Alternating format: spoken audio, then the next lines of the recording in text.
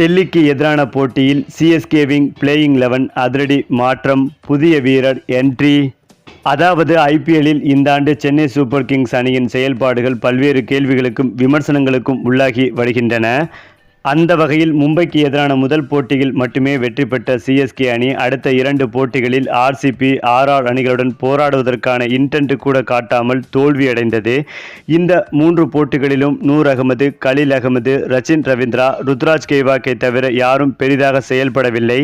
அதேபோல் எப்போதும் போல எதற்காக கடைசி 10 பந்துகளில் ஆடுவதற்கு தோனியை பிளேயிங் 11 எடுக்க வேண்டும் என்ற கேள்வி நீடித்து கொண்டே இருக்கிறது.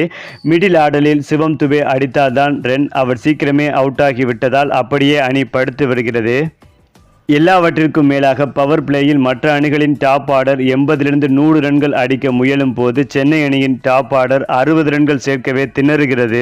இதில் டெவான் கான்வேவுக்கு பதில் ரச்சின் ரவீந்திரா ஓப்பனிங் இயங்குவது ஓகே தான். ஆனால் ஓப்பனிங்கில் தன்னை நிரூபித்த ருத்ராஜ் கெய்வாக்கை 1 டவுனுக்கு தள்ளி ஃபார்மில் இல்லாத ராகுல் திரிபாதியை ரச்சினுடன் எதற்காக ஓப்பனிங்கில் இறக்க வேண்டும் என்பது மிகப்பெரிய கேள்வியாகவே எழுந்திருக்கிறது. இந்த நிலையில்தான் சனிக்கிழமை நடைபெற இருக்கும் டெல்லிக்கு எதிரான போட்டியில் சிஎஸ்கேவின் பிளேயிங் 11 ராகுல் திரிபாதி இடம்பெறக்கூடாது என்று இந்திய அணியின் முன்னாள் வீரர் ஹர்பஜன் சிங் கூறியிருக்கிறார். அதேபோல் தனது யூடியூப் சேனலில் சிஎஸ்கே அணி குறித்து பேசிய ஹர்பஜன் சிங், சென்னை அணி அடுத்தடுத்த தோல்விகளை சந்தித்திருக்கிறது, அதில் நிறைய தவறுகளை செய்திருக்கிறார்கள். அதில் முதல் தவறு ராகுல் திரிபாதியை ஓப்பனிங்கில் இறக்குவது. ராகுல் திரிபாதி நல்ல வீரர் தான், ஆனால் அடுத்தடுத்த போட்டியில் பிளேயிங் 11 அவரை எடுக்கக்கூடாது என்பதில் தெளிவாக இருக்கிறேன். மேலும் பேட்டிங் செய்யும் போது உடலையே அதிகமாக அசைத்து கொண்டே இருந்தால் எப்போதுதான் பந்தை பார்ப்பீர்கள்? அவரிடமிருந்து ரன்கள் எதுவும் வருவதில்லை, அதற்கான இன்டென்ட் இருப்பதாக தெரியவில்லை என்று கூறினார். குறிப்பாக சிஎஸ்கே அணியில் பல அதிரடி மாற்றங்களை நிகழ்த்தினால் மட்டுமே செல்ல முடியும் என்ற இக்கட்டான நிலை இருக்கிறது.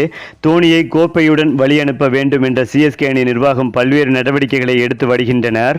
மேலும் சிஎஸ்கே அணி மெகா ஏலத்தில் விஜய் சங்கர், தீபக் கூடா, ராகுல் திரிபாதி ஆகியோரை பெரிதாக நம்பினார்கள். ஆனால் இந்த 3 வீரர்களுமே தற்போது சோபிக்க தவறிவிட்டனர். இதன் காரணமாக சிஎஸ்கே அணி தொடர் நடைபெற்று கொண்டிருக்கும் போதே தற்போது 17 வயதான மும்பை வீரர் ஒருவரை தங்களுக்கு கேம்புக்கு அழைத்திருப்பது அனைவரின் கவனத்தையும் ஈர்த்திருக்கிறது. அதாவது கடந்த ரஞ்சி கோப்பை மற்றும் விஜய் ஹசாரே கோப்பையில் மும்பை அணிக்காக அபாரமாக விளையாடியவர்தான் ஆயுஷ் மாத்ரே. கடந்த ராணி கோப்பையில் மும்பை அணிக்காக அறிமுகமானார். ஆனால் டெல்லிக்கு எதிரான போட்டியில் இந்த இளம் வீரர் சிஎஸ்கே அணிக்காக களமிறங்க அதிக வாய்ப்புள்ளதாக சொல்லப்படுகிறது. சரி, இப்ப நீங்க சொல்லுங்க, சிஎஸ்கேவில் புதிய வீரர் என்ட்ரி இதை பற்றிய உங்களுடைய கருத்துக்களையும் உங்க கமெண்ட்ல சொல்லுங்க. மேலும் இந்த வீடியோ உங்களுக்கு பிடித்திருந்தால் லைக் பண்ணுங்க, ஷேர் பண்ணுங்க, மறக்காம நம்முடைய சேனலை சப்ஸ்கிரைப் பண்ணிக்கங்க.